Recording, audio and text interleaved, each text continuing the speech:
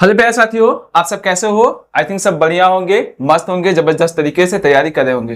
तो आज का जो मेरा सेशन रहने वाला है, आप देख पाओगे यहाँ पे ऑब्जेक्टिव आपके टॉप 100 कराने वाले हैं। हम दोनों सर, सोनू सर और मैं दोनों एक साथ आप लोगों को कराएंगे सेशन को, और एकदम बेहतरीन तरीके से। मैं आपको फिजिक्स कराने वाला हूँ और सोनू सर आप लोगों को केमिस्ट्री और बायो का ऑब्जेक्टिव कराएंगे। तो सेशन को पूरा देखिए। और दोस्तों, इसी सेशन से आपको 20 क्वेश्चन देखने को मिलेंगे साइंस में। ठीक है दोस्तों, तो इस सेशन में बने रहिए और अपने दोस्तों के साथ शेयर कीजिए और उन लोगों को भी ये बताइए कि ये सेशन आपके लिए बहुत महत्वपूर्ण है। ठीक है दोस्तों, तो सोनू सर आप कुछ बता दीजिए बच्चों को जरा सा। ठीक है दोस्तों, इस सेशन में आप लोग लगातार बने रहिएगा और ये टॉप 100 क्वेश्चन रहेंगे और इसमें से 20 क्वेश्चन आपके बोर्ड में जरूर आएंगे। ठीक है दोस्तों, और लगातार वीडियो को लास्ट तक देखते रहिएगा। और ये भी मैं बता दूं आपको दोस्तों, ये आपको सेशन बहुत अच्छा लगेगा और बहुत ही बेहतरीन ढंग से आपको डिफिनीशन सहित बताया गया है। ठीक है, और ये अपने दोस्तों तक शेयर कीजिएगा ताकि आपके दोस्त भी इस टॉप 20 क्वेश्चन को, टॉप 100 क्वेश्चन को 20 नंबर ला सके बोर्ड के एग्जाम में। ठीक है दोस्तों, चलिए सेशन को स्टार्ट किया जाता है। ठीक है दोस्तों, तो मैं आप लोगों को एक चीज कहना चाहता हूं दोस्तों, देखिए लगे रहिए पढ़ाई में, आप लोगों को अच्छे नंबर आएंगे। ठीक है दोस्तों, क्योंकि लगातार आप छोटी छोटी प्रयास से ही आप लोग अच्छे नंबर पा सकते हैं। ठीक है, अब देखिए दोस्तों, वही मैं फैक्ट आप लोगों को देने की कोशिश कर रहा हूं जो आपके सीधे एग्जाम में बने।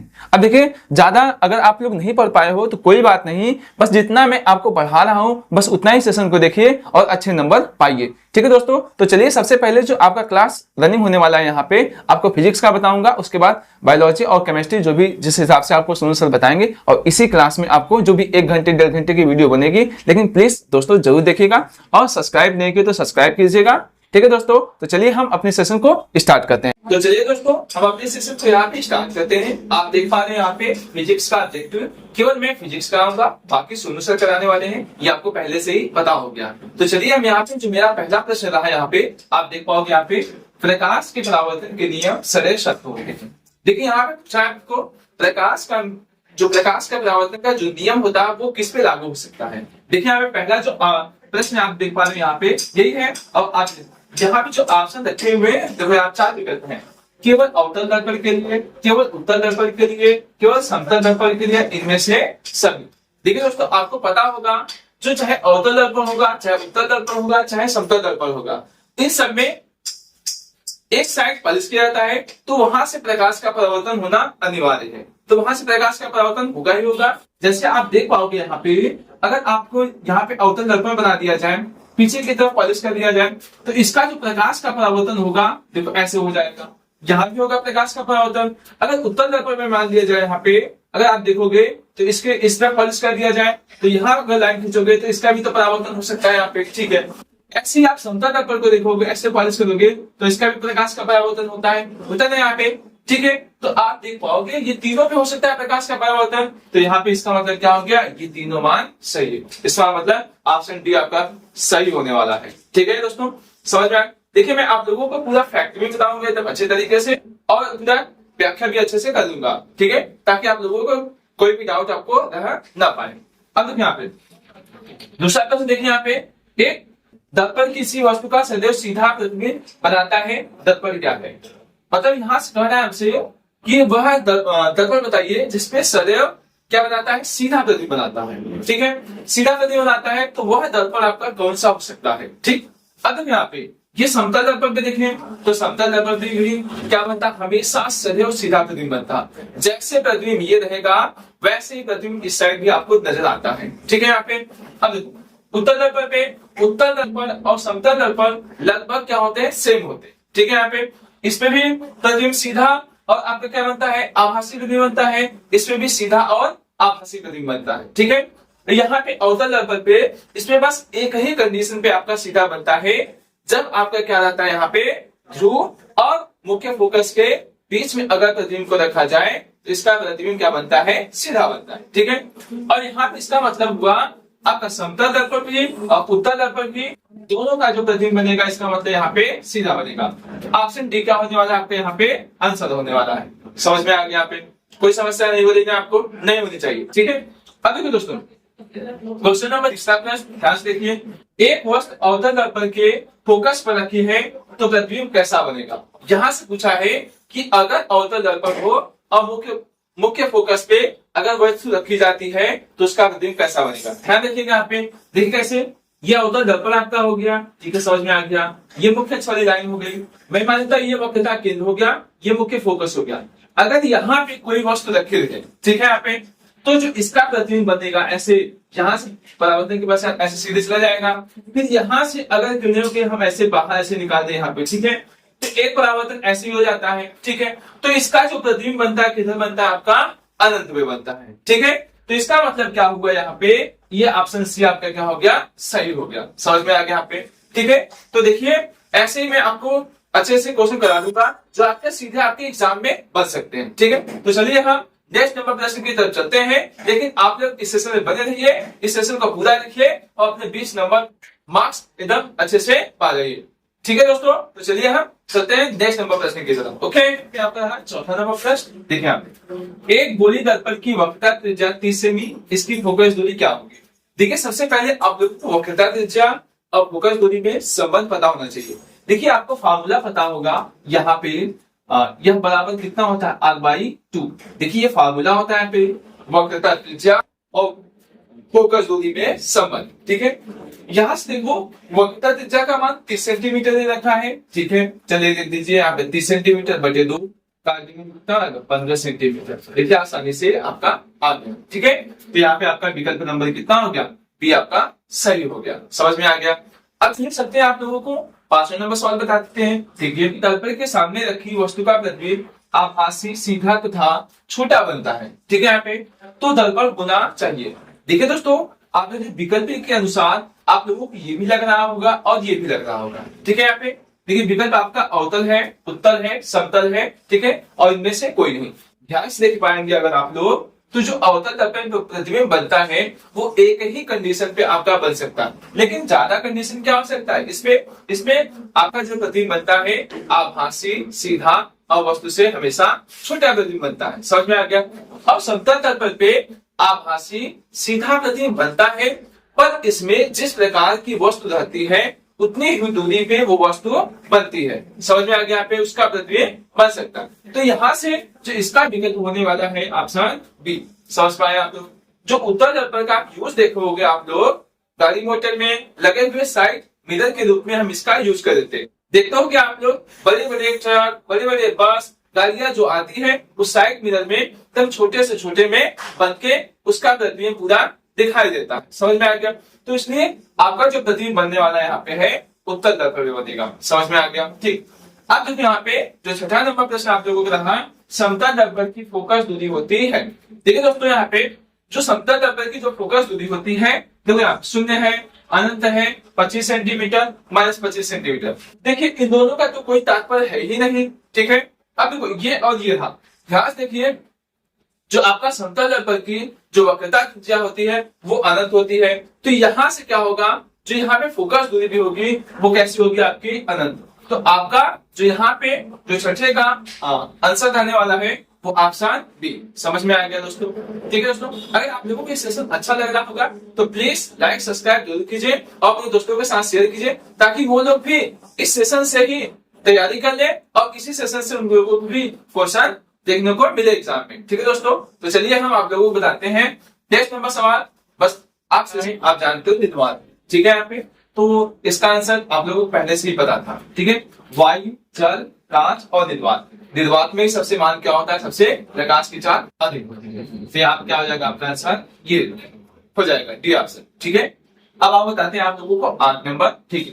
कांच का अपवर्तनांक अधिकतम होता है, आपको पता है कांच का अपवर्तनांक अधिकतम इसमें हो सकता है हरे रंग प्रकाश के लिए, बैगनी के लिए, लाल रंग के लिए, पीले रंग के लिए। ठीक है। यहाँ पे तो आपको पता होगा यहाँ पे बैगनी रंग के लिए इसका मान अपवर्तनांक का मान सबसे अधिकतम होता है।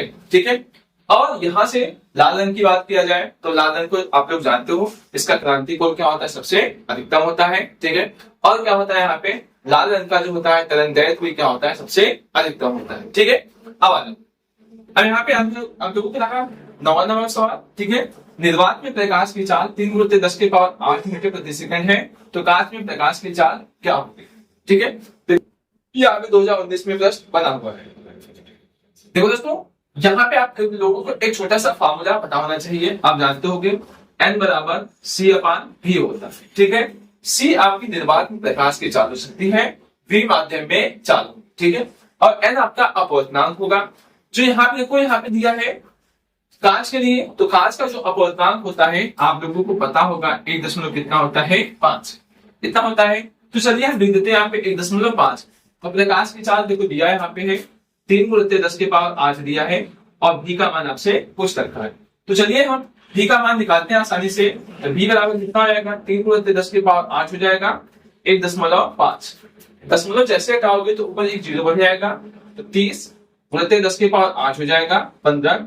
15 से इसमें भाग देंगे तो v का मान आ जाएगा 2 × 10⁸ मीटर प्रति सेकंड।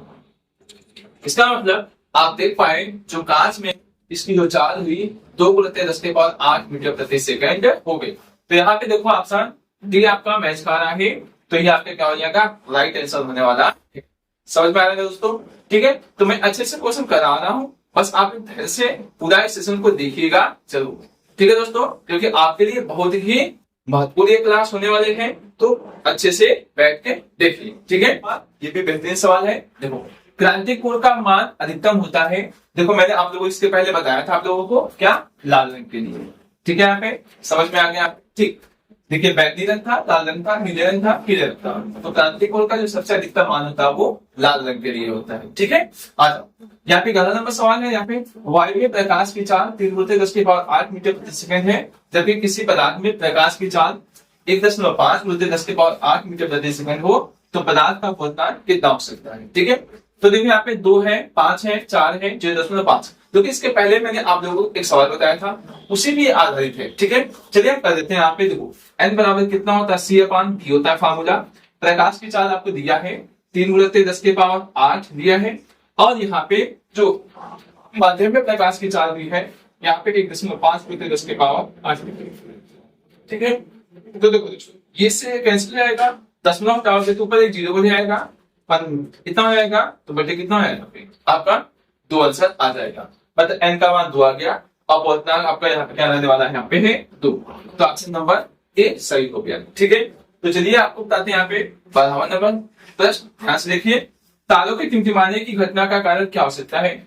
24 और देखिए 25 में 2 बार प्रश्न ये आया हुआ है। ठीक है, प्रकाश का प्रकीर्णन हो गया, वायुमंडलीय परावर्तन हो गया, वायुमंडलीय अपवर्तन। देखिए अपवर्तन के कारण क्या होता है, जो तारे होते हैं वो टिमटिमाते हुए हमको नजर आते हैं। ठीक है, यहाँ पे, और जो ये प्रकाश का प्रकीर्णन हो गया, आकाश का रंग नीला दिखाई देता है प्रकाश के प्रकीर्णन के कारण आप देख पाओगे। तो यहाँ क्या हो गया आपका, वायुमंडलीय अपवर्तन। समझ में आ गया? यहाँ पे क्या हो गया, ये भी प्रश्न आपका क्या हो गया, समाप्त हो गया। समझ में आ गया? देखिए अच्छे अच्छे क्वेश्चन करा रहे हैं ना, चलिए जल्दी से लाइक कर दीजिए अगर अभी तक नहीं किए हैं तो। कर दिए? बढ़िया, और जल्दी से अपने दोस्तों के साथ शेयर जरूर कर दीजिए। ठीक है, तो चलिए हम आप लोगों को बताते हैं 10 नंबर प्रश्न। ओके दोस्तों, यहाँ पे आपका रहा 13 नंबर सवाल। देखिए, किसी लेंस से वस्तु का प्रतिबिंब आभासी, सीधा तथा वस्तु से छोटा बनता है, वह लेंस आपका कौन सा है? देखिए ध्यान से दोस्तों, दर्पण में उत्तल दर्पण की कहानी थी, सीधा, आभासी, वस्तु से छोटा बनता था। लेंस में जस्ट उसका उल्टा होता है, यहाँ पे आपके अवतल लेंस में आभासी, सीधा, और आपका क्या बनेगा, वस्तु से छोटा प्रतिबिंब बनने वाला है। ठीक है, तो आपका देखिए पहला ही ऑप्शन रहा आपका अवतल लेंस, तो ये आपका ऑप्शन सही हो गया। ठीक है दोस्तों, और ये वाला जो विकल्प हो गया ये क्या हो गया, आपका गलत हो गया। समझ में आ गया? आइए ध्यान देखिए। अब चलिए यहाँ पे आपका रहा 14 नंबर सवाल। देखिए, जब फोकस दूरी के अवतल लेंस के अक्ष पर कोई बिंब रखा है, प्रतिबिंब लेंस से 30 सेंटीमीटर दूर बनता है, लेंस से बिंब की दूरी ज्ञात कीजिए। इसका मतलब बिंब से दूरी u का मान आपसे पूछ सकता है, और यहाँ पे आपको पता होगा अवतल लेंस में सभी चीजें माइनस में होती है। ध्यान देखिए, यहाँ पे 20 सेंटीमीटर दे रखा है, इसका मतलब f का मान आपका -20 सेंटीमीटर हो गया, और यहाँ पे आपका दिया है प्रतिबिंब की दूरी, इसका मतलब v हो गया आपका 30 सेंटीमीटर। ठीक है, वो भी किस में होगा, माइनस में। अब आपसे u का मान आपसे पूछ रखा है, आपको पता होगा लेंस का जो फार्मूला होता है 1/f बराबर 1/v - 1/u होता है। ठीक है, अब देखो दोस्तों यहाँ पे f का मान कितना है, -20 सेंटीमीटर है, बराबर 1/v का मान आपका है -30। ठीक है, और u का मान आप लोगों को माइनस है u। समझ में आ गया? माइनस में इसका हो जाएगा, यहाँ पे प्लस होने वाला है, और u माइनस इस साइड आएगा तो कितना हो जाएगा आपका, प्लस होने वाला है। 1/, कितना हो जाएगा 30, बराबर 1/u। समझ में आ गया? तो इसका इसमें गुणा कर दो, -30 प्लस 20 और 3 दूनी कितना हो जाएगा 600, 1/, कितना हो गया आपका u आ गया। अब देखो दोस्तों यहाँ पे घटा देंगे तो कितना हो जाएगा -10/600, 1/u, 0 0 क्या हो गया कैंसिल, तो u का मान कितना हो जाएगा -7 सेंटीमीटर। समझ में आ गया। और यहाँ पे आप देख पाए यहाँ पे u का जो मान आया माइनस में आ गया। आप इसको ऐसे भी ले सकते हो 7 सेंटीमीटर। समझ में आ गया। कोई दिक्कत आपको समस्या बताओ, नहीं हुई ना, ठीक है। अब देखो आपका जो विकल्प नंबर ये आपके क्या हो गया यहाँ पे सही हो गया, इसका समझ में आ गया, ठीक है। अब इसी प्रकार से देखते हैं यहाँ पे 15 नंबर भी, ये भी सवाल है आपका। एक लेंस की क्षमता प्लस 2 डायरेक्टर है, इसकी फोकस दूरी सेंटीमीटर में कितनी हो सकती है। ठीक है दोस्तों, मैं यहाँ पे जगह कम है थोड़ा सा, मैं यहीं पे इसको बता देता हूँ, ठीक है। देखो यहाँ पे लेंस की क्षमता का जो मात्रक होता है वो डायरेक्टर होता है। इसका मतलब ये जो P का मान आपको दे रखा है, P का मान प्लस 2 डायरेक्टर आपको दे रखा है। देखो प्लस का मतलब यहाँ बताता है यह लेंस आपका उत्तल है, और अगर माइनस आएगा तो वह लेंस आपका अवतल हो जाता है, ठीक। अब देखो फॉर्मूला होता है P बराबर 1/f, जो f होता है यहाँ पे आपका मीटर में होता है, ठीक है। जो आपका ये आंसर आएगा मीटर में आएगा, हम लोग इसको सेंटीमीटर में चेंज कर देंगे, ठीक है। अब आ जाओ P का मान कितना हो गया 2, कितना हो जाएगा 1/, कितना हो जाएगा यह बराबर कितना 1/2 हो जाएगा, ठीक है। अब इसको सेंटीमीटर बदलने के लिए हम 100 से इसमें क्या करेंगे पूरा कर देंगे, तो 2 से जब इसको काटोगे तो आपका कितना हो जाएगा 50 सेंटीमीटर। यही आपका क्या हो जाएगा फोकस दूरी का मान हो जाएगा, कितना 50 सेंटीमीटर। तो आपका कितना हो जाएगा यहाँ पे प्लस में 50 सेंटीमीटर आपका क्या हो गया आंसर आ गया। समझ में आ गया आप लोगों को, ठीक है। इसी से अगर बीच में जितने भी सवाल बन सकते हैं इससे रिलेटेड मैं वो भी कराता चला जाऊंगा, ठीक है दोस्तों। तो चलिए हम चलते हैं आप नेक्स्ट नंबर सवाल की तरफ। ओके, आपका 16 नंबर प्रश्न ध्यान देखें। मानव नेत्र के जिस भाग पर किसी वस्तु का प्रतिबिंब बनता है वह होता है। इसका मतलब कर रहा है जो मानव नेत्र पे जो बनने वाला प्रतिबिंब होता है किस भाग पे बनता है। आपको पता है कि रेटिना पे ही जाके प्रतिबिंब बनता है। देखो यहाँ क्या हो जाएगा, रेटिना पे एक और नाम जानते हैं दृष्टि पटल के नाम से जानते हैं, ठीक है। तो यहाँ पे आपका ऑप्शन क्या हो गया, यहाँ पे गलत हो गया, बस केवल आपका ऑप्शन डी रह जाएगा, ठीक है। अब आ जाओ चलते हैं आप लोगों को 17 नंबर सवाल करते हैं। श्वेत प्रकाश की किरण के प्रिज्म से गुजरने पर किस रंग के लिए न्यूनतम विचलन होता है। मतलब सबसे जो कम जो विचलन होगा मतलब मुड़ेगा वहां पे सबसे जो कम होगा किस रंग का होना चाहिए। देखो यहाँ पे हरा है, पीला है, लाल है और यहाँ पे बैगनी। तो आपको पता होगा जो लाल रंग का होता है, लाल रंग के लिए विचलन वो सबसे क्या होता है यहाँ पे कम होता है, ठीक है। आ जाओ आपका यहाँ पे देखिए 18 नंबर सवाल। एक व्यक्ति दूर स्थित वस्तुओं को स्पष्ट रूप से देखने में असमर्थ है, उसके नेत्र में कौन सा दोष है। ठीक है, यहाँ पे इसका मतलब यह कह रहा है कि यहाँ पे दूर वस्तुओं को देखने में क्या है असमर्थ है, नहीं देख पा रहा है, पास वाली चीजों को देख पा रहा है। आपको पता होगा कि दूर की चीजें अगर स्पष्ट रूप से नहीं दिखाई दे, निकट की चीजें दिखाई दे, तो वहां पे आपको कौन सा दोष हो जाता है, निकट दृष्टि दोष हो जाता है। और निकट दृष्टि दोष के लिए हम अवतल लेंस का प्रयोग कर देते हैं। ठीक है, तो यहाँ पे आपका दृष्टि दोष, निकट दृष्टि दोष, तो आपका क्या हो जाएगा, यही विकल्प क्या हो जाएगा, आपका सही होने वाला है। ठीक है, आगे समझ में यहाँ पे देखिए, यहाँ पे जला दृष्टि दोष आपको तब होता है जब आपकी अवस्था क्या होती है, बूढ़े की तरफ बढ़ती है तब की तरफ। ठीक है, अब आ जाओ 19 नंबर।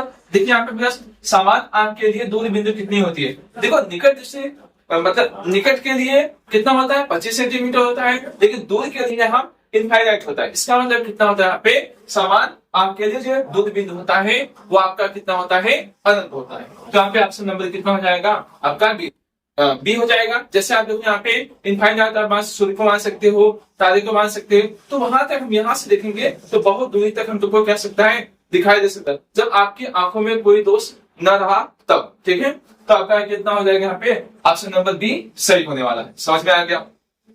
अब चलिए चलते हैं हम नेक्स्ट प्रश्न की तरफ। नेट लेंस की फोकस दूरी में परिवर्तन किया जा सकता है। लेकिन नेट लेंस की जो फोकस दूरी में परिवर्तन किया जा सकता है, आपको पता होगा पश्चिमाभी पेशियों द्वारा ही किया जा सकता है। ठीक है, तो ऑप्शन देखो, पुतली द्वारा, दृष्टिपटल द्वारा, परितालिका द्वारा और क्या हो गया, पश्चिमाभी पेशियों द्वारा। इसी के द्वारा हम नेट लेंस में परिवर्तन कर सकते हैं, एडजस्टमेंट कर सकते हैं। ठीक है, अब आ जाओ यहाँ पे 21 नंबर प्रश्न देख पा रहे हो। यहाँ पे श्वेत प्रकाश को प्रिज्म से गुजारने जाने पर सबसे अधिक विचलन किसका होता है। ठीक है। यहाँ पे सबसे अधिक जो विचलन होता है आपको पता होगा नीले रंग के लिए होता है, ठीक है। यहाँ पे और जो सबसे क्या होता है कम होता है वो किसके लिए होता है, वो लाल रंग के लिए होता है। इसके पहले मैंने आपको बता दिया था, ठीक है। अब देखिए यहाँ पे आपका 22 नंबर प्रश्न, अत्यधिक उच्च प्रतिरोध वाला पदार्थ कहलाता है। देखिए प्रतिरोध क्या होता है, धारा को रोकने का काम करता है। तो जबरदस्त तरीके से यहाँ पे देखो कौन रोक सकता है धारा को, जैसे क्या हो सकता है, लकड़ी हो गया, सूखी लकड़ी हो गया, वो भी तो रोक सकता है। यहाँ पे जैसे प्लास्टिक हो गया, वो भी क्या उच्च प्रतिरोध वाला है, ठीक है। तो यहाँ पे देखो यहाँ पे चालक तो होगा नहीं, अर्धचालक तो ये भी नहीं होगा, अतिचालक ये भी नहीं हो सकता, तो कौन सा सकता है यहाँ पे, विद्युत रोधी। इसका मतलब विद्युत को क्या कर सकता है, रोक सकता है, ठीक है। यहाँ पे तो ऑप्शन नंबर आपका क्या हो गया, डी हो गया। देखिए सभी प्रश्न आपके एग्जाम में आए हुए हैं, ये भी संभावित प्रश्न होंगे जो आपके एग्जाम में सीधे बन सकते हैं। अब आ जाओ 23 नंबर प्रश्न, देखो ध्यान से, वैद्युत ऊर्जा का मात्रक होता है। देखो वैद्युत ऊर्जा का मात्रक क्या हो सकता है, देखिए ध्यान से, वोल्ट है नहीं, ये विभवांतर मात्रक होता है, वाट नहीं, शक्ति का मात्रक होता है, किलोवाट। अब देखो 1 किलोवाट आप जानते हो हम लोग 1000 वाट का प्रयोग करते हैं, ये शक्ति में भी जा सकता है, और यहाँ पे किलोवाट घंटा। तो वैद्युत ऊर्जा का जो विद्युत ऊर्जा का फार्मूला था आप लोग इसी से नाप रहे थे किलोवाट घंटा में, तो आपका क्या हो जाएगा, यहाँ पे ऑप्शन नंबर डी सही होने वाला है। समझ में आ गया, ठीक। अब देखो दोस्तों यहाँ पे 24 नंबर सवाल प्रश्न देखो, एक वैद्युत बल्ब का तंतु बना होता है। जो वैद्युत बल्ब होता है जो ऊपर से तंतु बना होता है वो किसका बना होता है, देखो यहाँ पे नाइक्रोम का, स्टील का, टीन का, टंगस्टन का। तो आपको पता होगा जो क्या होता है बल्ब, जो उसका तंतु बना होता है वो टंगस्टन का बना हुआ होता है। ठीक है, यहाँ पे ऑप्शन नंबर डी आपका सही होने वाला। समझ में आ गया। देखो दोस्तों आपको अगर वीडियो अच्छी लग रही है या आपके एग्जाम के लिए बहुत महत्वपूर्ण क्लास है तो एक लाइक और सब्सक्राइब करके तभी जाइएगा और इस सेशन का पूरा देख के तभी जाइएगा, ठीक है। अभी आप लोगों को बायोलॉजी और केमिस्ट्री के भी ऑप्शन इसी प्रकार से कराए जाएंगे। सोनू सर जी भी बेहतरीन तरीके से आपको बताएंगे और इसी क्लास से आपके एग्जाम में देखने को मिलेंगे ऑब्जेक्टिव क्लास। तो इस सेशन को और दोस्तों के साथ शेयर कीजिए ताकि उनकी भी अच्छी तैयारी कर जा सके, ठीक है। तो चलिए हम चलते हैं और प्रश्नों को लेते हैं इसी क्रम में, ठीक है। इसमें सवाल ध्यान से देखिए, एक चालक में 10 एम्पीयर की धारा प्रवाहित होती है, इसके संगत 2 सेकंड में प्रवाहित होने वाली आवेश की मात्रा की। ठीक है दोस्तों, मैंने इसके पहले एक सीरीज बना के रखी है विद्युत धारा का, इसमें बेहतरीन न्यूमेरिकल मैंने आपको कराया इस सेशन में। अगर नहीं देखे तो उस सेशन को जरूर देख लीजिएगा एक बार, ठीक है। आइए ध्यान देखिए, यहाँ पे 10 एम्पीयर की धारा बह रही है, आई का मान आपको दे रखा है 10 एम्पीयर और यहाँ पे समय का मान दे रखा है टी का मान 2 सेकेंड, ठीक है। अब यहाँ से आपको आवेश का मान आपसे पूछ रखा है। अब देखो आपको फार्मूला पता है, आई बराबर क्यू अपान कितना होता है, टी होता है, ठीक है। अब देखो आई का मान कितना दे रखा है, देखो यहाँ पे 10 दे रखा है, 10, क्यू का मान पूछ रहा है, टी का मान 2 दहा भी कितना हो जाएगा 20, यहाँ पे 20 गुलाम आपके क्या होने वाला है, आंसर हो जाएगा। समझ में आ गया, ठीक है। ऑप्शन सी आपका सही हो जाएगा, ठीक है। अब आ जाओ 26 नंबर देखते हैं। यहाँ पे किसी विद्युत बल्ब पर 440 वाट 220 वोल्ट अंकित है, बल्ब के फिलामेंट का प्रतिरोध क्या कीजिए। यहाँ से आपको आर का मान पूछ रखा है, देखिए ध्यान से फार्मूला पहले देखो, सबसे पहले किसका मान दे रखा है, पी का मान 440 वाट दे रखा है, ठीक है। और यहाँ पे भी का मान दे रखा है 220 वोल्ट, आर का मान आपसे पूछ रखा है, ठीक। आपको पता होगा फार्मूला P बराबर V स्क्वायर अपान कितना होता है, R होता है, ठीक है। अब देखो यहाँ पे जो P का मान दे रखा है यहाँ पे है, आपको पता है 440 दे रखा है, चलिए हम मान दे देते हैं यहाँ पे, ठीक है। 440 हो जाएगा और इसका मान कितना देखा है 220 उलटे 220 हो जाएगा, बटे कितना हो जाएगा R। समझ में आ गया। तो 0 से 0 क्या हो गया, कैंसिल, 5 गुना कितना हो गया 44, समझ में आ गया। अब 2 से जब इसको काटोगे R 110 आ जाएगा, इसका मतलब आर का मान आ जाएगा 110, यही आपका क्या होगा राइट आंसर होने वाला है। तो आपका क्या हो गया, ऑप्शन नंबर डी आपका क्या हो गया यहाँ पे सही हो गया। समझ में आ रहा है दोस्तों, ठीक है। तो चलिए यहाँ पे बताते हैं आप लोगों को 27 नंबर प्रश्न, ये एकदम अच्छे तरीके से देखिए। जितने भी प्रश्न हैं आपके एग्जाम में आए हुए हैं और यही संभावित प्रश्न होंगे जो आपके बोर्ड के एग्जाम में बनेंगे प्रश्न, ठीक है। ताप बढ़ाने पर किसी चालक का वैद्युत प्रतिरोध क्या होगा। देखिए अगर हम किसी चालक में ताप बढ़ाते हैं, टेम्परेचर बढ़ाते हैं, वहां पे जो वैद्युत प्रतिरोध होता है वो भी बढ़ जाता है। तो ऑप्शन देखिए यहाँ पे, आप परिवर्तित रहता है, नहीं बढ़ता है, हाँ मैंने क्या बताया यहाँ पे आपको बढ़ता है, करता है नहीं, कभी बढ़ता है कभी घटता है, ये भी क्या हो जाएगा आपका क्यों क्या होगा बढ़ेगा। टेम्परेचर बढ़ाने पे जो आपका क्या होगा वैद्युत प्रतिरोध होगा उसका मान लगातार बढ़ता रहेगा। समझ में आ गया। तो चलिए हम इसी प्रकार से आप लोगों को चलते हैं नेक्स्ट नंबर 10 बताते हैं। ठीक है दोस्तों, धीमे धीमे ऐसे सेशन को हम आगे बढ़ते चले जा रहे हैं। देखिए विद्युत धारा उत्पन्न करने की युक्ति को कहते हैं, देखिए 23 और 25 में ठीक है। अब जनित्र, गैल्वेनोमीटर, एमीटर और मोटर। आपको पता होगा जनित्र के द्वारा भी विद्युत धारा को हम उत्पन्न कर सकते हैं। तो आप कितना हो जाएगा, आपका आंसर ये आपका कितना हो जाएगा, सही हो जाएगा। समझ में आ गया? ठीक। अब आइए देखिए यहाँ पे 29 नंबर प्रश्न क्या करना है, चुंबकीय क्षेत्र की तीव्रता का मात्रक होता है। देखिए 2018 में पूछा है, आपको पता होगा चुंबकीय क्षेत्र की तीव्रता का मात्रक कितना होता है, टेस्ला होता है। तो देखिए पहले ही ऑप्शन में रखा हुआ है टेस्ला। समझ में आ गया आपके? तो प्रतिरोध का मात्रक होता है एम्पियर, विद्युत धारा का होता है और वोल्ट और एम्पियर इसका मात्रक होता है। बता दीजिए जरा सा। देखिए आपको अगर पता होगा तो आप पी बराबर आई भी कर सकते हो, तो ये शक्ति का भी मात्रक आपका हो सकता है। समझ में आ गया? ठीक। अब आ जाओ यहाँ पे देखो 30 नंबर सवाल प्रश्न क्या कर रहा है, किसी धारावाही परिणालिका को स्वतंत्रतापूर्वक लटकाने पर सदैव स्थिर होगा। आपको पता होगा अगर हम चुंबक को किसी भी दिशा में ऐसा स्वतंत्रतापूर्वक कैसे लटका दें तो वो हमेशा उत्तर और दक्षिण में जाके क्या बनेगा, रुकेगा। समझ में आ गया? तो देखिए यहाँ पे ऑप्शन में उत्तर दक्षिण कहीं नजर आ रहा है। देखिए पहला है पूर्व पश्चिम में नहीं हो सकता, उत्तर पूर्व में नहीं हो सकता, उत्तर दक्षिण, हाँ उत्तर और दक्षिण में। तो आपका कितना हो गया, ऑप्शन नंबर सी आपका क्या हो गया, आपका सही हो गया। समझ में आ गया? आगे समझ में ऐसे बने रही है, आपको समझ में आएगा। अब देखिए यहाँ पे 31 नंबर, एक गतिमान आवेशित कण उत्पन्न करता है। गतिमान आवेशित जो कण होगा इसका मतलब वो धारा उत्पन्न करता है। जब आवेश तेजी गति से चलता है तभी धारा उत्पन्न होता है। और धारा के साथ साथ आप जानते हैं विद्युत धारा में चुंबकीय क्षेत्र के मतलब चुंबकीय गुण भी पाए जाते हैं। तो यहाँ पे देखो क्या क्या हो सकता है, केवल चुंबक नहीं हो सकता यहाँ पे, ठीक है। केवल विद्युत धारा नहीं हो सकता, या केवल विद्युत क्षेत्र नहीं हो सकता। क्या ए और बी, इसका मतलब ये और ये दोनों हो सकता है। मतलब विद्युत धारा या विद्युत क्षेत्र और चुंबकीय क्षेत्र दोनों हो सकता है। इसका मतलब आपका कितना हो जाएगा यहाँ पे, ऑप्शन नंबर सी आपका सही हो जाएगा, ए और बी वाला। समझ में आ गया यहाँ पे? ठीक है दोस्तों, अब जल्दी चलते हैं आप लोगों को नेक्स्ट नंबर प्रश्न आते हैं। देखिए दोस्तों आप लोगों को यहाँ पे टारगेट है 100 क्वेश्चन का, 100 क्वेश्चन कराएंगे, इसी में से आप लोगों के एग्जाम में देखने को जरूर मिल जाएंगे। ठीक है दोस्तों, तो चलिए हम चलते हैं आप नेक्स्ट नंबर प्रश्न की तरफ। ठीक है, आपका प्रश्न देखिए, एक सीधे धारावाही विद्युत चालक के चारों ओर उत्पन्न चुंबकीय क्षेत्र प्रदर्शित करता है।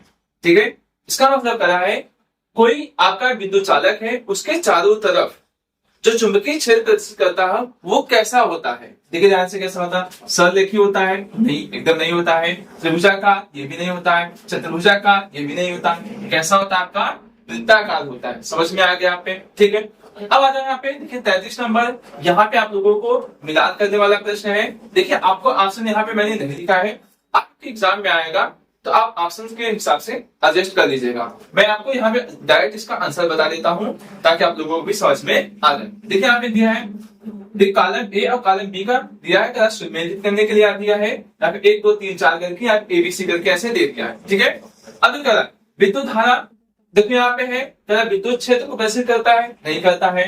बल की दिशा को प्रदर्शित करता है, नहीं करता है। विद्युत आवेश, हाँ विद्युत आवेश का प्रवाह को क्या करता है, रिप्रेजेंट करता है कौन, विद्युत धारा। तो इसका मतलब कितना हो जाएगा, पहले का सी से आपका मिलान हो जाएगा। समझ में आ गया? अब देखो परिणालिका का काम क्या होता है, परिणालिका जो होती है तार की कुंडली को प्रदर्शित करता है। अब आइए देखें यहाँ पे क्या पे परिणालिका का काम क्या होगा, यहाँ पे आपका हो गया दूसरा का डी से हो गया मिलान। समझ में आ गया? अब 2 ही बचा आप लोगों का। अब देखो क्या चुंबकीय क्षेत्र रेखाएं, ये क्या प्रदर्शित करता है, विद्युत क्षेत्र को प्रदर्शित करता है। समझ में आ गया यहाँ पे? तो यहाँ कितना हो जाएगा, जो तीसरा का ऑप्शन हो जाएगा वो ए से मिल जाएगा। अब एक ही बचा क्या, फ्लेमिंग के बाएं हाथ का नियम क्या प्रदर्शित करता है यहाँ पे, बल की दिशा को रिप्रेजेंट करने वाला है। समझ में आ गया? देखिए इस प्रकार से हमने मिलान को भी सेट करें। देखिए क्योंकि अब आपके पेपर का लेवल थोड़ा सा बढ़ेगा तो ऐसे प्रश्न आपसे पूछ सकता है। ठीक है दोस्तों, तो चलिए हम बताते हैं आप लोगों को इसी प्रकार से 34 नंबर प्रश्न, ध्यान से देखें। ओम के नियम के अनुसार विभवांतर तथा धारा के बीच ग्राफ होगा। एक कैसा ग्राफ होगा, देखो 1920 में प्रश्न में आए हैं, सररेखा होगा, वृत्त में होगा और वृत्त में होगा, लगातार दिशा बदलती रहेगी। नहीं, उनकी दिशा कैसी थी, तो यहाँ पे नियत थी। इसका मतलब क्या हो जाएगा, यहाँ पे सररेखा में आपका होने वाला है। समझ में आ गया? किसी प्रकार की आपको कोई समस्या हुई नहीं हुई ना? ठीक। तो दोस्तों देखिए, अब चलिए आप लोगों को 3-4 प्रश्न और करा देते हैं और उसके बाद आप लोगों को शून्य सर लेके आएंगे बायोलॉजी और केमिस्ट्री की क्लास एकदम बेहतरीन तरीके से, वो भी अच्छे तरीके से देखिए। समझ में आ रहा है दोस्तों? चलिए एक लाइक और शेयर जरूर कर दीजिएगा आप लोग, ठीक है। तो चलिए हम बताते हैं आप लोगों को नेक्स्ट नंबर प्रश्न की तरफ। तो यहाँ अंत तक मैं फिजिक्स तक सवाल करवाऊंगा, उसके बाद शून्य सर आ जाएंगे, ठीक है। आइए ध्यान देखिए, निम्न परिपथ में ए एवं बी बिंदुओं के बीच तुल्य प्रतिरोध ज्ञात कीजिए। माने इसके और इसके बीच प्रतिरोध की गणना करनी है, ठीक है। ध्यान से, ये आप जानते हो समांतर क्रम है। समांतर क्रम के लिए आपको फार्मूला पता है, क्या है बताओ यहाँ पे, 1/r1 प्लस 1/r2। r1 का मान भी कितना है, 1 है। इसका मान भी कितना है आपका, 1 है, ठीक है। अब 1 कितना हो जाएगा, 2 हो जाएगा। इसका मतलब जो आपका r का मान आने वाला है आपको पता है 1 कितना हो जाएगा, 2 हो जाएगा, ठीक है। अब देखो जब इसको आप सॉल्व करोगे तो अब देखो यहाँ पे हल करने पे इतना आ गया। अब इसके बाद कौन सा हो जाएगा, देखो यहाँ पे ऐसे हो जाएगा प्रतिरोध, ठीक है। इसका मतलब 1/2 का मतलब आपको पता होगा 0 कितना हो जाएगा, 5। चलो मैं इसको r1 डैश मान लेता हूँ, ठीक है। यहाँ पे तो यहाँ कितना आ जाएगा 0.5। अब ए और बी के बीच आप प्रतिरोध निकालोगे, दोनों को जोड़ दो, 0.5 और 0.5 जोड़ दो, कितना हो जाएगा आपका, आइए ध्यान से देखिए, 0.5 प्लस 0.5 तो कितना आ जाएगा आपका 1 में आंसर आ जाएगा। समझ में आ गया, ठीक है। तो ऑप्शन नंबर कितना हो गया आपका, सी यहाँ पे आपका सही होने वाला है। आ गया समझ में, ठीक है। अब आइए देखिए यहाँ पे 36 नंबर सवाल, ये भी एकदम अच्छे तरीके से देखिए। प्रतिरोधों के समांतर संयोजन में समान होता है। देखो समांतर क्रम में आपका क्या चीज समान होता है, आप देख पाओगे यहाँ पे, आपको पता होगा यहाँ पे विभवांतर क्या होता है, समान होता है, ठीक है। और आप लोग श्रेणी क्रम में धारा क्या होता है, वहां पे समान होता है, और यहाँ पे विभवांतर का मान क्या होता है, समान होता है, ठीक है। तो चलिए यहाँ पे आपका जो ऑप्शन सही होने वाला है वो यहाँ पे क्या हो जाएगा, सही हो जाएगा। श्रेणी क्रम में धारा समान और समांतर क्रम में विभवांतर समान होता है, ठीक है। आइए ध्यान से, अब 37 नंबर देखिए ध्यान से, एक अश्व शक्ति बराबर होता है, मतलब एक हार्स पावर जो बराबर होता है उसका मान कितना होता है, आपको पता है 746 वाट। यहाँ पे आपका क्या हो गया, राइट आंसर ऑप्शन सी बनने वाला है, ठीक है। अब आइए देखिए यहाँ पे 38 नंबर, 1 किलोवाट घंटा में जूल कुल संख्या कितनी हो सकती है। देखिए दोस्तों, ये आपको लिखने के लिए भी आ सकता है यहाँ पे और आंसर में भी आ सकता है। तो देखिए कैसे निकालते हैं, आप जानते हैं 1 किलोवाट में कैसे होता है, देखिए 1 घंटा में, देखो 1 किलोवाट यहाँ निकालना, 1 किलोवाट और यहाँ पे घंटा। 1 किलोवाट में 1000 वाट होता है और 1 घंटा में 3600 सेकंड होता है, ठीक है। अब इसको जब हल करोगे तो 36 × 10 की पावर कितना हो जाएगा, 5 हो जाएगा। अब इसको हल करोगे 3.6 × 10 की पावर कितना हो जाएगा, 6। आगे ना समझ में, यहाँ पे ऑप्शन कौन सा होने वाला है, 3.6, मतलब ऑप्शन डी आपका यहाँ पे क्या हो गया, राइट आंसर होने वाला है। समझ में आ गया ना आप लोगों को दोस्तों, बेहतरीन तरीके से। देखिए मैंने आप लोगों को फिजिक्स का जो भी आपके एग्जाम में बन सकते थे ऑब्जेक्टिव टाइप टेस्ट उतने मैंने करा दिए। आई थिंक इसी में से आपको प्रश्न देखने को मिलेंगे एकदम बेहतरीन तरीके से। और दोस्तों अगर आप लोगों को ये वीडियो अच्छी लग रही है तो प्लीज अपने दोस्तों के साथ जरूर शेयर कीजिए, हमारा सपोर्ट कीजिए आप लोग, ठीक है। तो चलिए अब आते हैं, सुनो सर आप लोगों को बायोलॉजी और केमिस्ट्री का बेहतरीन तरीके से सेशन कराएंगे। हम लोगों का टारगेट है 100 क्वेश्चन में आपको 20 प्रश्न आपको इसी सेशन से देखने को जरूर मिल जाएंगे, ठीक है दोस्तों। तो चलिए हम आप लोगों से विदा लेते हैं इस सेशन लिए, अब आते हैं आप लोगों को सुनो सर, ठीक है दोस्तों, अपना ध्यान रखिएगा, ठीक है। दोस्तों आपको मैं बता दूं कि ये जो मेरा सेशन चल रहा है आपका 100 ऑब्जेक्टिव टाइप क्वेश्चन चल रहा है। इसके पहले सूरज सर ने ऑब्जेक्टिव लगभग फिजिक्स के 38 क्वेश्चन आप लोगों को बताएं, जिसमें आपको बेहतरीन ढंग से समझाया गया। और मेरा ये जो सेशन चलने वाला है केमिस्ट्री से ऑब्जेक्टिव और बायो से मैं कराऊंगा, यानी कि सोनू सर कराएंगे और इसके पहले सूरज सर ने कराया है, ठीक है। और आप लोग बेहतरीन ढंग से आपको समझाया जाएगा, आप लोग लास्ट तक वीडियो में जरूर बने रहिएगा, तभी समझ में आएगा और अच्छी तरीके से आप इसका लाभ उठा सकते हैं अपने बोर्ड के एग्जाम में, ठीक है दोस्तों। चलिए सेशन को यहां से स्टार्ट किया जाता है। यहाँ पे आपने 38 क्वेश्चन फिजिक्स के देख चुके हैं, चलिए केमिस्ट्री का कुछ कराते हैं। यहाँ पे है 39 नंबर क्वेश्चन की रासायनिक अभिक्रिया CuSO4 plus Fe arrow FeSO4 plus Cu है।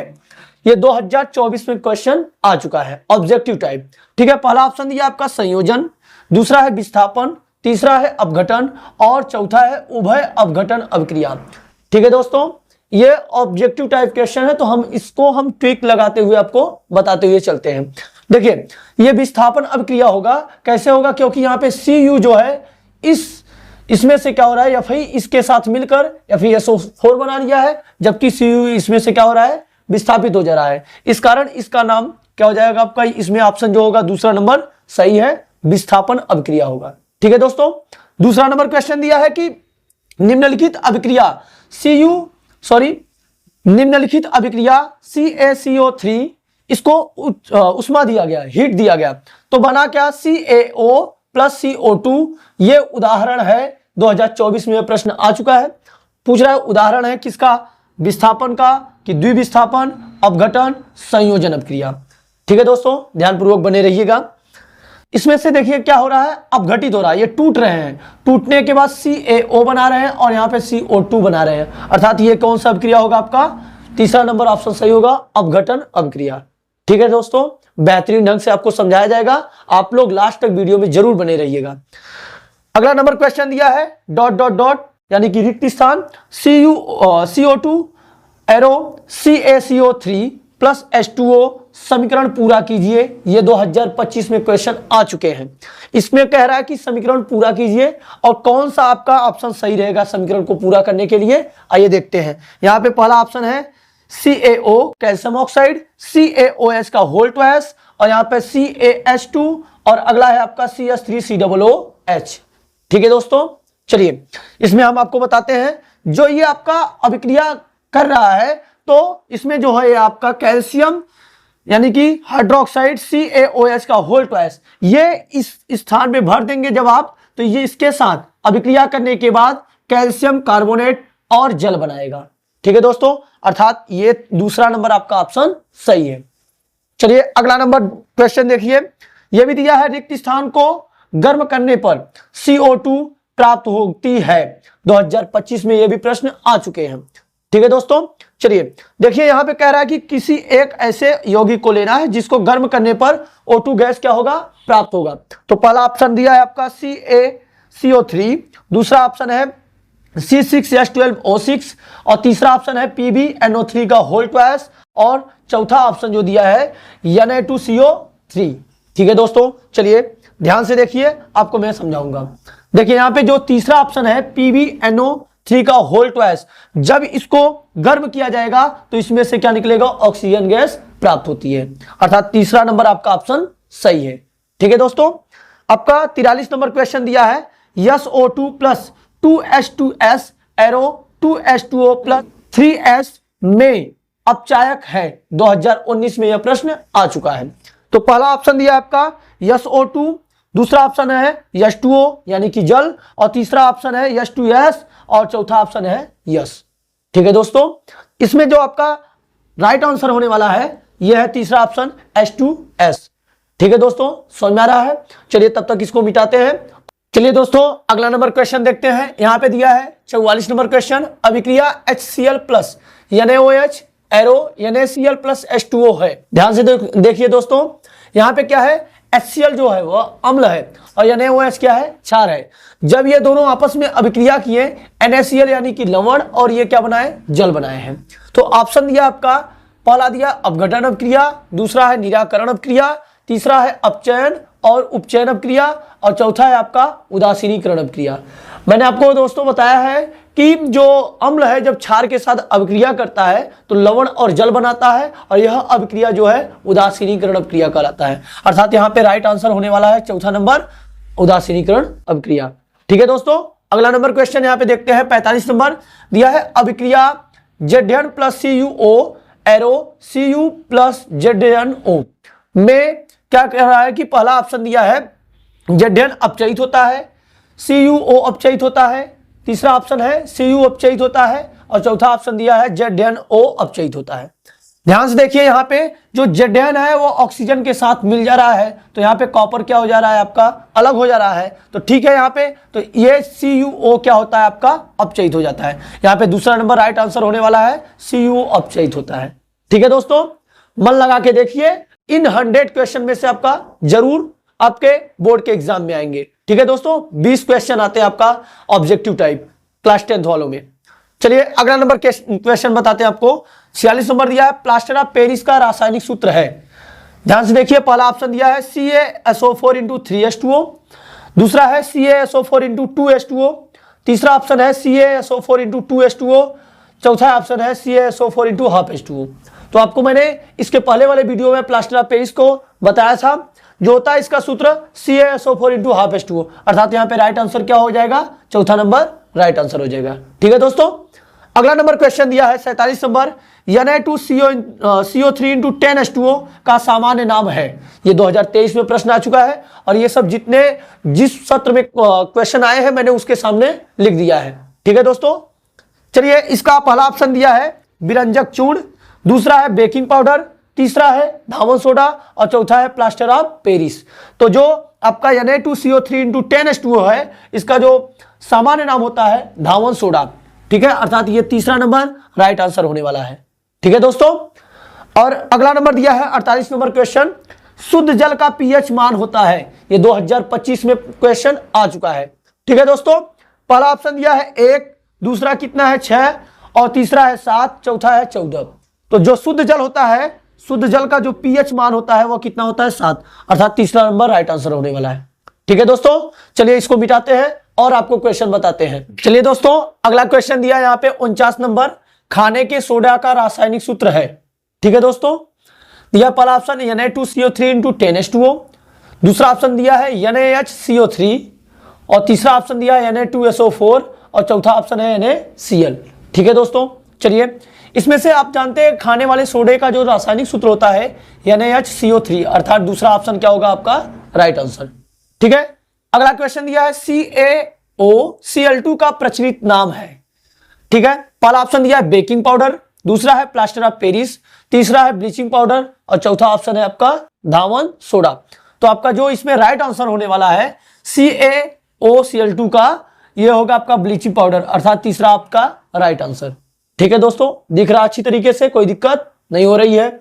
चलिए, अगर आपको मेरा सेशन ये अच्छा लग रहा है और सूरज सर ने आपको इसके पहले फिजिक्स का कुछ ऑब्जेक्टिव टाइप क्वेश्चन बताए हैं, अगर आपको ये सेशन अच्छा लग रहा है प्लीज अपने दोस्तों तक शेयर कीजिए, ताकि आपके दोस्त भी इस 100 ऑब्जेक्टिव क्वेश्चन का आनंद उठा सके और बोर्ड में अच्छा नंबर ला सके। ठीक है दोस्तों, चलिए अगला नंबर यहाँ पे क्वेश्चन दिया आपका लगभग 51 नंबर क्वेश्चन, लेड नाइट्रेट का रासायनिक सूत्र है। ये 2020, 21, 22, 23 में क्वेश्चन पूछ चुका है।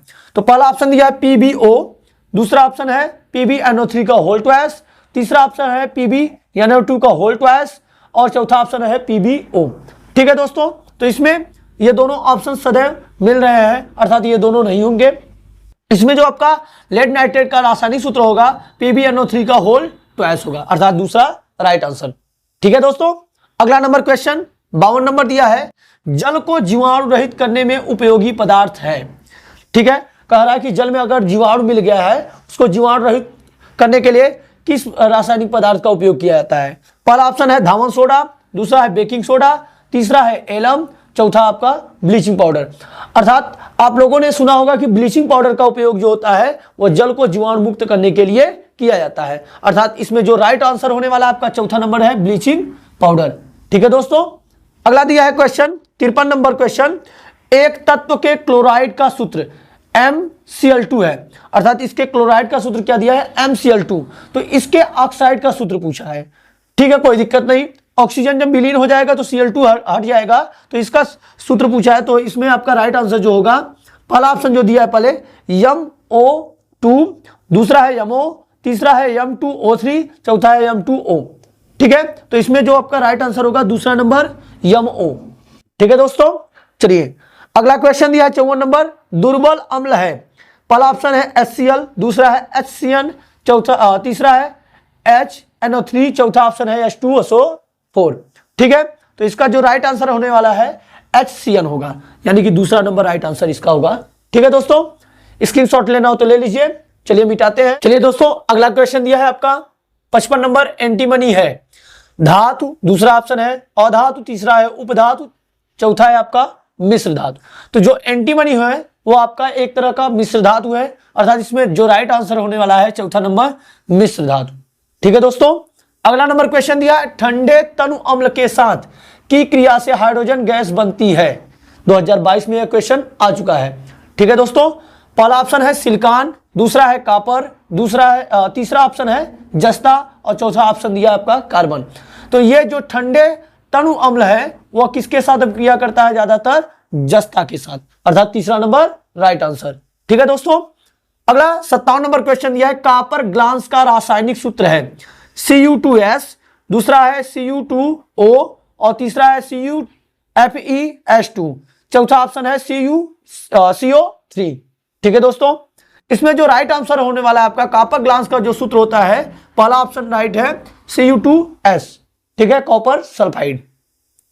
58 नंबर क्वेश्चन दिया है, अमलगम होता है, पहला ऑप्शन है उपधातु, दूसरा है मिश्र धातु, तीसरा है यौगिक, चौथा है विषमांगी मिश्रण। तो अमलगम जो होता है एक तरह का मिश्र धातु है। क्या है दोस्तों? मिश्र धातु, अर्थात दूसरा नंबर राइट आंसर। ठीक है, अगला क्वेश्चन 59 नंबर दिया है, जस्ता धातु तनु HCl से क्रिया करके निम्नलिखित में से कौन सी गैस उत्सर्जित करता है? ठीक है, पहला ऑप्शन दिया है ओजोन गैस, दूसरा है ऑक्सीजन, तीसरा है हाइड्रोजन, चौथा ऑप्शन है नाइट्रोजन। तो इसका जो राइट आंसर होने वाला आपका तीसरा है हाइड्रोजन। जो हाइड्रोजन है वह जस्ता तनु अम्ल से HCl क्रिया करके क्या करती है? हाइड्रोजन गैस को उत्सर्जित करती है। ठीक है, 60 नंबर क्वेश्चन दिया है, साधारण ताप पर द्रव धातु है। तो यहां पे जो साधारण तार दिया है, सॉरी यहां पे ताप होना चाहिए, साधारण ताप पर द्रव धातु है। पहला है ऑप्शन Mg मैग्नीशियम, दूसरा है Cu कॉपर, तीसरा है Cr क्रोमियम और चौथा ऑप्शन है Hg। तो आपको मैं बता दूं, कमरे के सामान्य ताप पर जो द्रव अवस्था में पाया जाता है वह पारा होता है और उसका प्रतीक जो होता है Hg, अर्थात यहाँ पे राइट आंसर जो होने वाला है चौथा नंबर Hg। ठीक है दोस्तों, चलिए इसको स्क्रीनशॉट लेना हो तो ले लीजिए।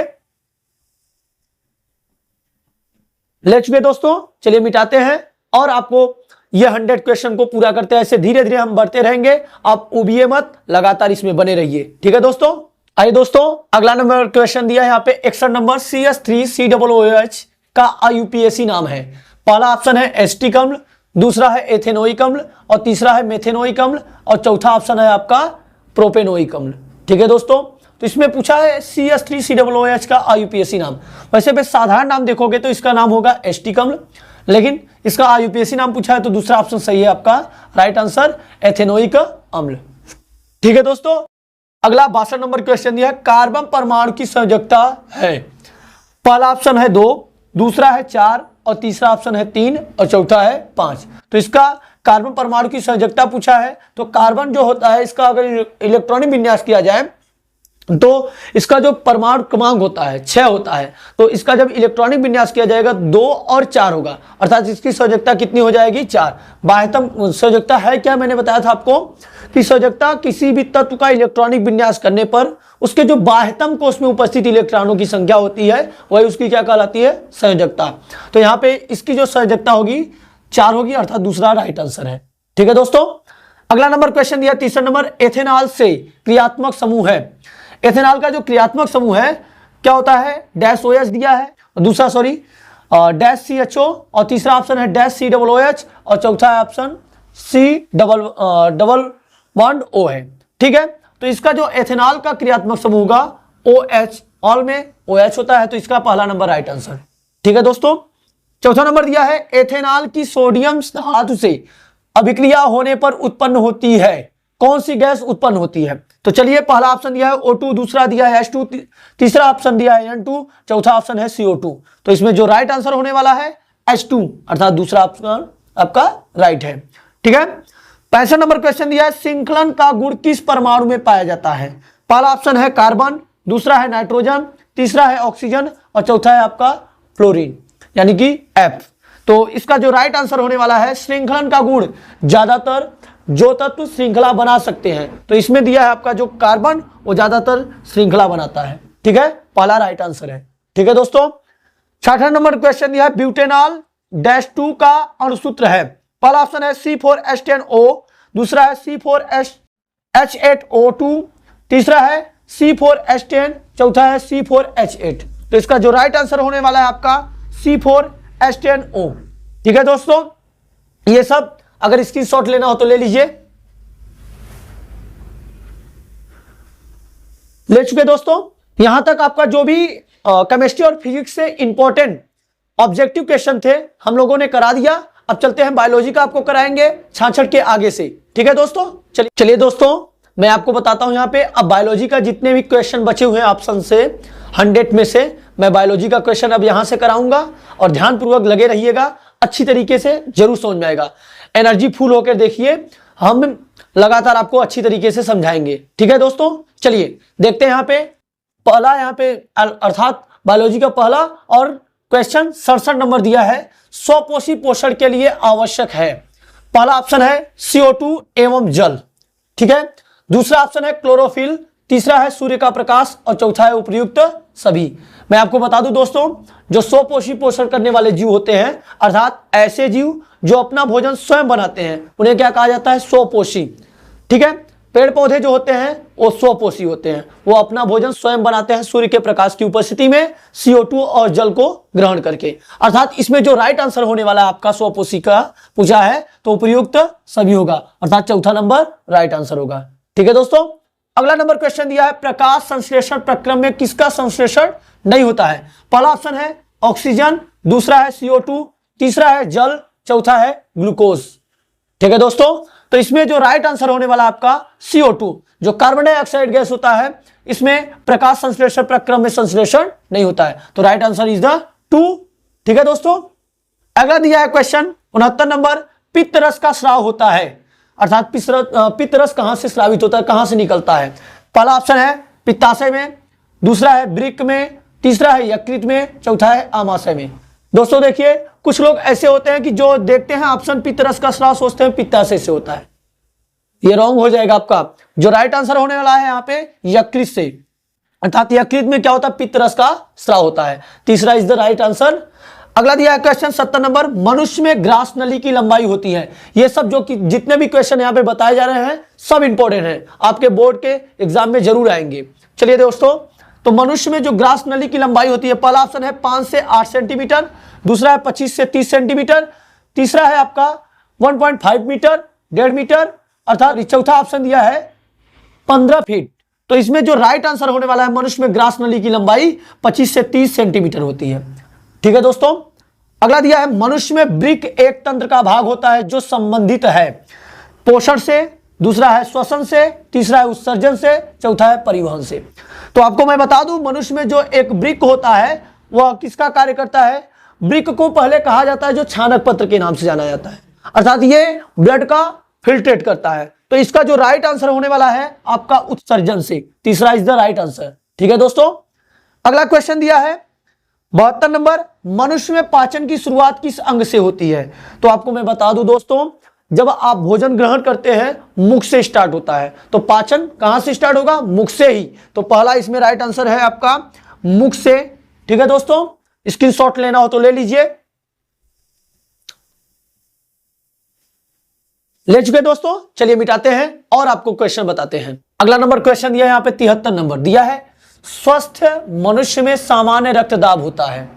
मैं बता दूं आपको दोस्तों कि जो रक्तदाब मापने वाला यंत्र होता है उसका नाम है स्फैग्मोमैनोमीटर, स्फैग्मोमैनोमीटर। ठीक है दोस्तों, उससे जब मनुष्य का रक्तदाब मापा जाता है तो उसका स्वस्थ मनुष्य का पूछा है, तो पहला ऑप्शन दिया है 140 से 90, दूसरा है आपका 140 से 100, तीसरा है 120 से 80 और चौथा ऑप्शन है 180 से 85। तो आपको मैं बता दूं कि जो इसका राइट आंसर होने वाला है तीसरा नंबर 120 से 80। एक स्वस्थ मनुष्य के रुधिर का जो रक्तदाब होता है या शरीर का जो रक्तदाब होता है वह कितना होता है? 120 से 80 Hg होता है। ठीक है दोस्तों, अगला दिया है मस्तिष्क उत्तरदायी है। पहला दिया ऑप्शन सोचने के लिए, दूसरा हृदय स्पंदन के लिए और तीसरा जो है शरीर का संतुलन बनाए रखने के लिए, चौथा है आपका ये सभी। तो मैं बता दूं आपको दोस्तों कि जो आपका मस्तिष्क है वह सोचने के साथ साथ हृदय स्पंदन करता है और शरीर को बैलेंस बनाए रखता है, शरीर को संतुलित करता है। ठीक है दोस्तों, इससे ये आपका जो राइट आंसर होने वाला है ये चौथा नंबर ये सभी, अर्थात ये तीनों तरह के कार्यों को करता है। कौन? मस्तिष्क। ठीक है दोस्तों, अच्छी तरीके से समझ में आ रहा है। अगला नंबर 75 नंबर क्वेश्चन दिया है, निम्नलिखित में से कौन सा पादप हार्मोन नहीं है? तो इसमें पादप हार्मोन नहीं की बात किया है। तो मैं बता दूं आपका जो ऑक्सिन है ये पादप हार्मोन होता है और तीसरा ऑप्शन जो है आपका साइटोकाइनिन, ये भी पादप हार्मोन है और जो जिब्रेलिन है ये भी आपका क्या है, पादप हार्मोन है। इसमें से जो इंसुलिन दिया है ये पादप हार्मोन नहीं है, बल्कि ये आपका मनुष्य में पाए जाने वाले हार्मोन है। और कहां से स्राव होते हैं, अग्न्याशय नामक यंत्र, अग्न्याशय नामक तंत्र से ये क्या होते हैं, स्रावित होते हैं इंसुलिन नामक हार्मोन। तो अर्थात 75 नंबर का जो राइट आंसर है आपका इंसुलिन, दूसरा नंबर राइट है। ठीक है दोस्तों, अगला दिया आपका पराग कोष में होते हैं। पहला ऑप्शन बाह्य दल, दूसरा है अंडाशय, तीसरा है परागकण और चौथा है आपका बीजांड। तो मैं बता दूं आपको दोस्तों, जो पराग कोष होता है उसमें परागकण पाए जाते हैं। इसके अलावा जो बीजांड है, अंडाशय है, बाह्य दल है, ये सब स्त्री केसर के भाग है। ठीक है दोस्तों, तो राइट आंसर आपका क्या है, परागकण, तीसरा इज द राइट आंसर। ठीक है दोस्तों, अगला दिया आपका 77 नंबर, मुकुलन द्वारा जनन पाया जाता है। पहला ऑप्शन हाइड्रा में, दूसरा काकरोच, तीसरा है केचुआ और चौथा है कबूतर। तो इसका जो राइट आंसर होने वाला है आपका हाइड्रा। हाइड्रा क्या करता है, मुकुलन द्वारा जनन क्रिया करता है। ठीक है दोस्तों, 78 नंबर क्वेश्चन दिया है, मानव भ्रूण किससे पोषण प्राप्त करता है। तो मानव में जो भ्रूण होता है वह किससे मतलब पोषण ग्रहण करता है, अर्थात भोजन कहां से प्राप्त करता है। तो भ्रूण जो छोटा बच्चा होता है, जो बनता है छोटे बच्चे, वो पोषण कहां से उनको मिलते हैं। पहला ऑप्शन दिया अंडाशय, दूसरा है प्लेसेंटा, तीसरा है ब्रिक, चौथा है फेलोपियन नलिका। तो मैं बता दूं इसका जो राइट आंसर होगा आपका प्लेसेंटा। प्लेसेंटा को हम एक और नाम से जानते हैं अपरा, इसी के माध्यम से यहां से पोषण होता है। अर्थात जो बच्चा है प्लेसेंटा के माध्यम से ऑक्सीजन ग्रहण करता है और तरह तरह के जितने भी पोषण मां के द्वारा मिलता है उसको वो उसी के माध्यम से ग्रहण करता है। ठीक है दोस्तों, स्क्रीनशॉट लेना हो तो ले लीजिए। ले चुके दोस्तों, चलिए मिटाते हैं और जो बचे हुए क्वेश्चन है आपको, आइए हम बताते हैं आपको। इस सेशन को ऐसे लगातार हम चलाते रहेंगे, ये जब तक 100 क्वेश्चन आपका नहीं हो जाता। अब लास्ट तक बने रहिएगा। दिया है 79 नंबर क्वेश्चन, एक लिंगी पुष्प का उदाहरण है। पहला ऑप्शन सरसों, दूसरा है गुलाब, तीसरा है पपीता, चौथा है आपका आम। तो मैं बता दूं आपको दोस्तों, जो एक लिंगी पुष्प, एक ही लिंग उपस्थित रहेंगे, या तो नर हो या तो मादा। तो मैं बता दूं इसका जो आज का राइट आंसर होने वाला है, जो पपीता है आपका यहाँ पे राइट आंसर होगा। ठीक है दोस्तों, अगला नंबर क्वेश्चन दिया है 80 नंबर, निम्न में से कौन बीज में परिवर्तित होता है। पूछ रहा है कि बीज में कौन सा परिवर्तित होता है। ठीक है, पहला ऑप्शन है बीजांड, दूसरा है वर्तिकाग्र, तीसरा है वर्तिका और चौथा है आपका परागकण। तो मैं बता दूं आपको इसका जो राइट आंसर होगा वह बीजांड होगा। ठीक है दोस्तों, पहला इज द राइट आंसर। अगला दिया है आपका द्विखंडन विधि द्वारा जनन होता है। पहला ऑप्शन पैरामीशियम, दूसरा है अमीबा और तीसरा है युग्लिना में, चौथा उपयुक्त सभी में। तो मैं बता दूं इसका जो राइट आंसर होने वाला है, द्विखंडन विधि का जो जनन होता है उसमें पैरामीशियम में भी होता है, अमीबा में भी होता है और युग्लिना में भी। इसका जो राइट आंसर होगा उपयुक्त सभी में होगा। ठीक है दोस्तों, अच्छी तरीके से आपको समझ में आ रहा है, किसी भी तरह की कोई समस्या नहीं हो रही है। ठीक है दोस्तों, आप लास्ट तक वीडियो में जरूर बने रहिएगा और ये आपका सेशन आपके परीक्षा के लिए बहुत ज्यादा ही उपयोगी होगा। चलिए अगला क्वेश्चन दिया है आपका 82 नंबर, कायिक जनन किसके द्वारा संभव है। पहला ऑप्शन है जड़ों से, दूसरा है तनों से, तीसरा है पत्तियों से और चौथा है इन सभी में। तो मैं बता दूं इसका जो राइट आंसर होगा, जड़ों के द्वारा, पत्तियों के द्वारा और तनों के द्वारा, तीनों में होता है। तो जो कायिक जनन का परिभाषा होता है, ऐसी जनन जिसमें जड़ तना पत्तियों के द्वारा एक नए पौधे का निर्माण होता है, उसी को कायिक जनन कहते हैं।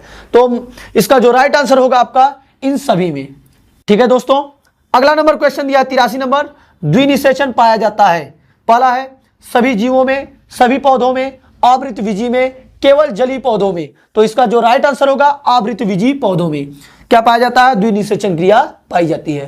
ठीक है दोस्तों, अगला दिया आपका मेंडल का प्रायोगिक पौधा था। मेंडल ने किस पर अपना प्रायोगिक प्रयोग किया था, किस पौधे पर प्रयोग किया था। तो मैं बता दूं, पहला जो आपका ऑप्शन है मीठी मटर, दूसरा है उद्यान मटर, तीसरा है सरसों, चौथा है गुड़हल।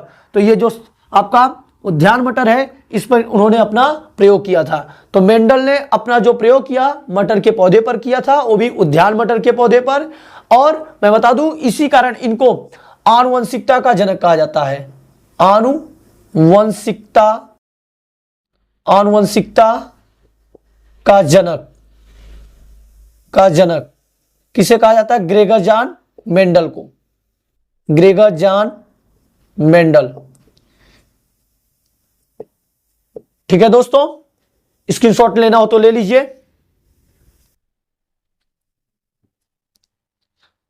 ले चुके दोस्तों, चलिए मिटाते हैं और सेशन को लगातार आगे। चलिए दोस्तों, अगला क्वेश्चन दिया 85 नंबर, मनुष्य में गुणसूत्रों की संख्या होती है। पहला ऑप्शन है 44, दूसरा है 45 और तीसरा है 46 और चौथा है 47। मैं आपको बता दूं कि जो मनुष्य में गुणसूत्रों की संख्या पाई जाती है वह 46 होती है, अर्थात 23 जोड़े के रूप में पाई जाती है। तो इसका राइट आंसर जो है तीसरा नंबर 46। ठीक है दोस्तों, अगला 86 नंबर क्वेश्चन दिया है, मेंडल के अनुसार मटर के पौधे, या दिया है मेंडल के अनुसार मटर के बौने पौधे का जीनोटाइप। इसमें जीनोटाइप पूछा है, तो जीनोटाइप कहते हैं किसे, जो जीन रूप को प्रदर्शित करता है उसको जीनोटाइप कहते हैं, और जो लक्षण रूप को प्रदर्शित करता है उसको फिनोटाइप कहते हैं। तो इसमें जीनोटाइप पूछा है, तो पहला ऑप्शन है कैपिटल टी, दूसरा है कैपिटल टी स्मॉल टी, और तीसरा है स्मॉल टी, और चौथा ऑप्शन है आपका स्मॉल टी और कैपिटल टी। तो मैं बता दूं आपको, उन्होंने जो बौने पौधे के लिए चयन किया था स्मॉल टी का, तीसरा इज द राइट आंसर। ठीक है दोस्तों, अगला है मेंडल ने प्रारंभिक शिक्षा प्राप्त की थी। पहला ऑप्शन मंदिर में, दूसरा स्कूल में, तीसरा है गुरुकुल में और चौथा ऑप्शन है गिरजाघर में। तो मेंडल ने अपनी जो प्रारंभिक शिक्षा की थी प्राप्त, वह गिरजाघर में थी। चौथा इज द राइट आंसर। अगला 88 नंबर क्वेश्चन, निम्न में से कौन सा प्यूरिन क्षारक है। पहला है ग्वानिन, दूसरा है थायमिन, तीसरा है साइटोसिन और चौथा ऑप्शन है इनमें से कोई नहीं। तो इसका जो राइट आंसर है आपका ग्वानिन है। ठीक है दोस्तों, अगला क्वेश्चन दिया, जल में घुलनशील विटामिन है। देखिए, जो विटामिन होता है वह दो टाइप्स के होते हैं, एक जल में घुलनशील होता है, एक वसा में घुलनशील। तो आपका जो जल में घुलनशील विटामिन होता है तो बी और सी होता है। तो इसमें जल में घुलनशील विटामिन पूछा है, पहला ऑप्शन डी है, दूसरा सी, तीसरा ए, चौथा है के। तो इसका जो राइट आंसर होने वाला है आपका सी है। ठीक है दोस्तों, लास्ट नंबर 90 नंबर क्वेश्चन दिया है आपका, परागकण किसके अंदर बनते हैं। पहला ऑप्शन परागकोश, दूसरा अंडाशय, तीसरा बाह्य दल, चौथा है दलपुंज। तो इसका जो राइट आंसर है आपका परागकोश। ठीक है दोस्तों, ऐसो में आपको अच्छी तरीके से स्क्रीनशॉट लेना हो तो ले लीजिए।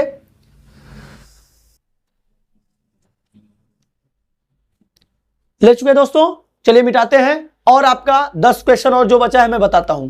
चलिए दोस्तों, यहां पे अगला क्वेश्चन दिया है आपका 91 नंबर, निम्न में से कौन आहार श्रृंखला का निर्माण करते हैं। पहला ऑप्शन है घास, गेहूं, आम, दूसरा ऑप्शन है घास, बकरी, मानव, तीसरा ऑप्शन है बकरी, गाय, हाथी और चौथा ऑप्शन है आपका घास, मछली और बकरी। ठीक है दोस्तों, तो इसका जो राइट आंसर होगा आपका, निम्न में से पूछा आहार श्रृंखला का कौन किसको खाता है, तो घास को बकरी खाएगा, बकरी को मानव। तो इसका दूसरा नंबर राइट होगा। ठीक है दोस्तों, अगला क्वेश्चन दिया है कि निम्नलिखित में से कौन शीर्ष मांसाहारी है। सबसे शीर्ष मांसाहारी पूछ रहा है, तो पहला ऑप्शन है सांप, दूसरा है खरगोश, तीसरा है बकरी, चौथा है शेर। तो शेर जो है आपका शीर्ष मांसाहारी होता है, चौथा राइट आंसर।